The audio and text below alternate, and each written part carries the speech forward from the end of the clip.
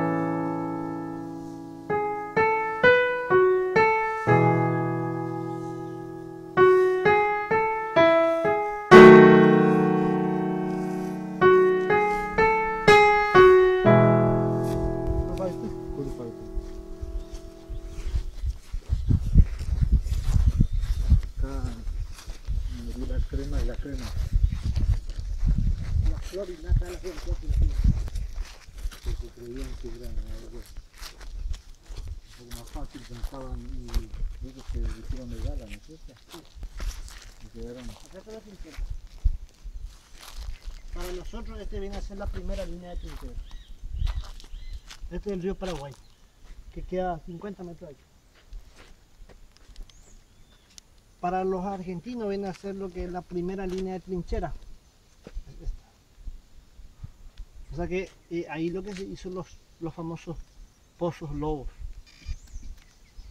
¿Pero tenían una línea de trinchera argentina o no había? No, nosotros hicimos. Porque se les reprochó eso, ¿no Sí. es cierto? A los argentinos que no tenían, Sí. o a los aliados, que no habían hecho una línea paralela de trinchera. Sí, bueno, y estas son las líneas donde estaban los abatices. Los batices, Sí. que eran estas estacas Sí. puntiagudas. Entonces la primera línea de trinchera para nosotros viene a ser esta. Esto. Que los paraguayos estaban parapetados a estos lados. Y el ejército aliado venía de aquel lado. Bueno, el ejército aliado ya tomando Curuzú el 3 de septiembre del 66. Entonces hubo una... López el mismo día que nosotros hemos perdido Curuzú, López lo ordena a Thompson y a Wisner de Morgenstern para que pueda ejecutar lo que es las fortificaciones de Curupal, porque este era un campamento lo otro. Entonces empieza la ejecución de las trincheras, empieza a talar los árboles, empieza a cranear, ¿verdad?, cómo tenía que ser una trinchera recta. Entonces el 8 de septiembre hubo una junta de guerra en Pasurucú, donde estaban jóvenes oficiales generales, estaba Díaz también. Y Díaz era un oficial que hablaba mucho en guaraní, que gustaba mucho hablar en guaraní. Es oficial de policía en Asunción. Sí, en Asunción. Después él dice, en guaraní, dice, Ojiporán la cuatía ani, que va a estar bien escribiendo los papeles, haciendo el plan de los papeles, pero pea con trinchera, ya yo como ahí mi cambabe. Con esta forma de hacer trinchera no le vamos a atajar a los negros. Entonces López tenía una fe ciega en él. Y era uno de los estrategias que teníamos, era, entonces confiaba muchísimo en él, entonces le ordena para que ejecute en las trincheras. Ajá. De ahí en más del 8 él toma la posta y empieza a trabajar con 5.000 hombres, de día y de noche, en 3 turnos. Sí. Según algunos prisioneros que se tenía, era que se tenía que atacar las fortificaciones de Curupaytú el 17, pero vino a llover y por esa razón no atacaron lo que es los aliados. Ajá. Después Díaz, por ejemplo, estaba muy ansioso, o sea que él, por ejemplo, cuando termina el 21, las fortificaciones de Curupaytú, por ejemplo, él se va y se presenta al mariscal. El mariscal está medio pillado ahí, dice, medio con mal humor. Entonces Díaz se va y se le presenta y dice, si todo el ejército aliado se animara a atacar las fortificaciones, las trincheras de Curupaytú se van a quedar enterrados para siempre en el pie de esa trinchera. Ajá. Entonces se ubicó 36 bocas de cañones. Estos son casamatas de cañones. Estos bultos altos que se ven aquí. Entonces estos 36. O sea que tenían plata, según habla Oleari de él, ¿verdad? Tenían plataforma de Urunde abajo. Y tenía túnel abajo. Ajá. Entonces ahí estaban los cañones. Y se limpió toda esta parte. Y vienen, o sea que tenía una planicie muy bajo, así que era esteral aquello lado, ¿verdad? Que le ayudó mucho también a los pozos de lobo, ¿verdad? Que ellos pensaban que eran esteros, pero dentro del pozo de lobo se tiraron aromitas, se tiraron espinas de corona, todo que tenía espinas tiraban.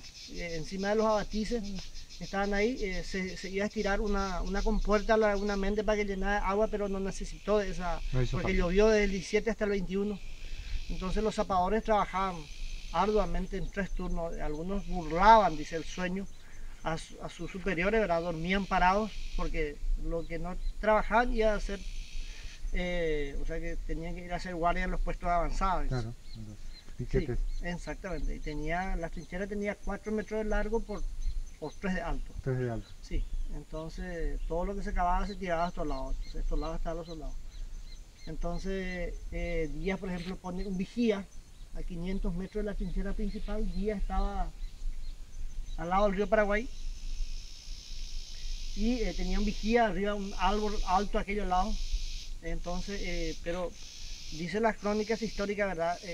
¿Quién tendrá la culpa? Si fue Mitre, que era el generalísimo del ejército aliado, o Tamandaré, porque ellos también hacían una junta de guerra cómo atacar.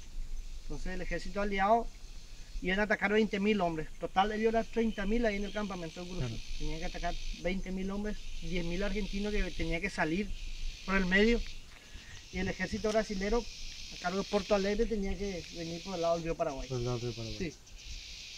Entonces... y Tamandaré bombardeaba. Tamandaré, por ejemplo, promete en la junta de guerra que en 2 horas descogollaré las trincheras de Curupaytú. En 2 horas él... Entonces se suben 3 buques acorazados a las 7 de la mañana y empieza con un furioso bombardeo sobre las fortificaciones de Curupaytú. Después se suben más buques, en total completaron 19 buques y empezaron a bombardear lo que es Curupaytú. Pero no, todos impactaron en las altas trincheras o pasaron sobre las trincheras, pero los paraguayos estaban bien resguardados en todas las casamatas. En total eran 49 bocas de cañones. Acá dentro de las trincheras, arriba de las trincheras estaba 36 y el resto 12 estaba sobre el río Paraguay. Ajá. Entonces los primeros estaban ahí, los que fueron una decepción para el ejército paraguayo de la batalla del 3 de septiembre, cuando el ejército paraguayo, por ejemplo, un pelotón no llega a la batalla. Ajá. Que era batallón 10. Batallón 10. Que se dispersó y no llegaron, ¿verdad? Y entonces era para una vergüenza. Entonces López lo manda a ejecutar, o sea que 10 a cargo de 10 pajas cortas con 10 pajas largas. Entonces el que sacaba la corta, por ejemplo, pasaba de oficial a soldado. Y el oficial que sacaba largo, hacía los vestidos, entonces pasaba a fusilamiento inmediatamente, a frente de las tropas, para que pueda aprender, para no hacer otro. Entonces estaba un polaco dentro de ellos, Leopoldo Mikowski. Está, por ejemplo, el teniente Albertano Sayas. Esos fueron los que morían en la primera línea de trinchera. Entonces Díaz lo estaba esperando y se bajan los buques y se presenta al general Díaz, ¿verdad? Que pueden tomar las trincheras de Curupaytí, que estaba ya los paraguayos casi todos muertos en su trinchera. Entonces se abre el ejército argentino, viene con su banda de músicos, dice, con sus banderas desplegadas. El general Rivas, por ejemplo, lucía bien vistoso, bien brilloso, ¿verdad? Venían casi desfilando, ¿verdad? Para un banquete, dice. Entrada triunfal. Sí, y ya comer en Curupaytí y cenar en Humaitá, dice. Pero el general Díaz lo estaba esperando. Entonces el vigía que estaba a aquellos lados, a 500 metros, viene corriendo cuando iba a atajar la primera línea de trinchera. Ellos cuando iban a tomar las columnas argentinas. Entonces viene aquí sobre el río Paraguay y le avisa al vigía. Entonces el general Díaz recorre las trincheras al galope, los 2 kilómetros, y ordena fuego. Y los historiadores hablan de que empieza a vomitar hierro y plomo, sin parar. Los artilleros se volvieron negros. El ejército paraguayo tenía la caballería del batallón 40 hacia el extremo de la laguna Méndez. Entonces los primeros que fallecían de los 92 bajas que teníamos entre heridos y muertos, vinieron a suplantarle, ¿verdad? Sobre el río Paraguay la batería que... Entonces de caballería oficiaron de artilleros. Entonces fue una masacre. A las 4 de la tarde se da la retirada, ya sin poder ver lo que es una victoria, mucho menos llegar a las fortificaciones de Curupaytí, ¿verdad? O sea que la primera línea de trinchera, hay algunos argentinos muy corajudos, dicen que llegaron hasta a 50 metros, que fueron fulminados por los fusileros paraguayos que estaban 5.000 dentro de la trinchera. Entonces Curupaytí era inexpugnable. Eso después pintó también Cándido López, que pierde la mano derecha.